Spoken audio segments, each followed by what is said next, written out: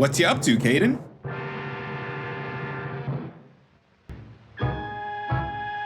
Aw, did someone get scared? Okay, son, while you're not quite old enough for scary movies, here's a story to hold you over until you're older. Long ago, back when I was in college, some friends asked me if I wanted to check out somewhere cool.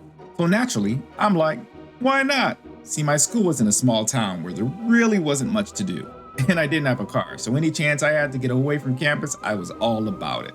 So, we hop in the car and drive for about 40 minutes. Now that I'm already committed, I get around to ask, so where are we going? To which they reply, you'll see. And immediately I start to feel nervous because they're clearly hiding something. But I'm already buckled in, so there's not much I could do. Finally, we arrive, and I kid you not, we're in the middle of nowhere. There were no homes, stores, street lamps, signs of life, nothing. Just one lone building that we just parked in front of. Where are we, guys? Where, you ask? Began one of my friends. We're at an abandoned jail. My jaw drops, and I know I've made a huge mistake. Like I was black, in America, and so far I've managed to avoid this my whole life. And here I was about to waltz right into the one place black people never seem to get out of unscathed.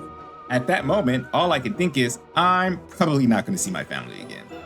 No! Relax, Caden. As luck would have it, I did get to see my family again. Eventually, one of my friends chime in. Relax, it's abandoned, and I've been here before. It's cool. We walk up to the door, and I jiggle the handle.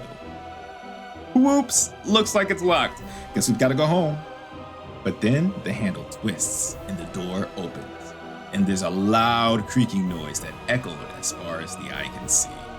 Inside was a dark and dreary room. There were no lights, so my buddy pulled out a flashlight, and I grabbed my cell phone so we could see.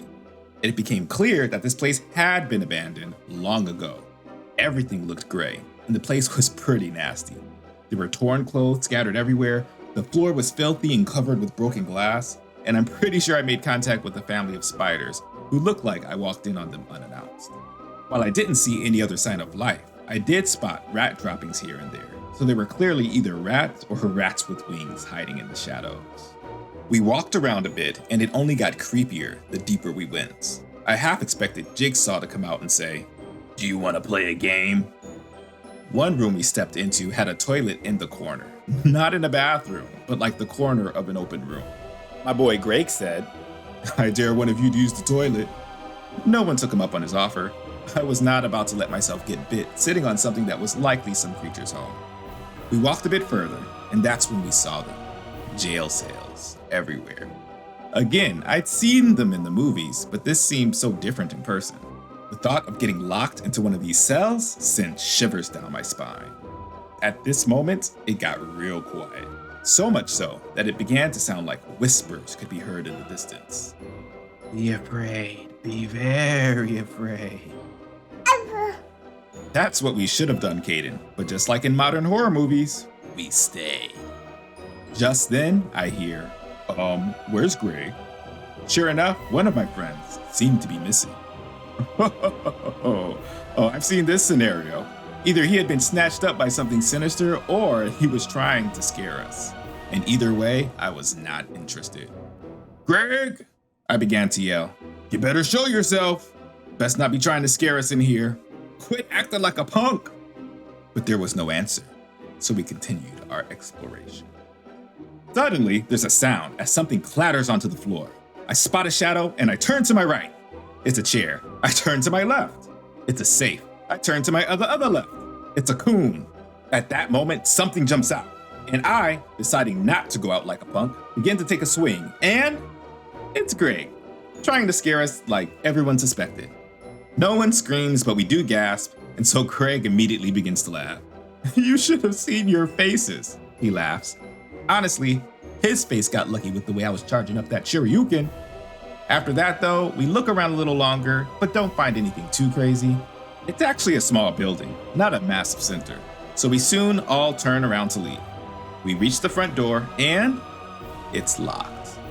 Immediately, we all realize we've made a huge mistake. Just kidding, the doors open up just fine, and we're able to take off and leave before we might get caught. Wild night.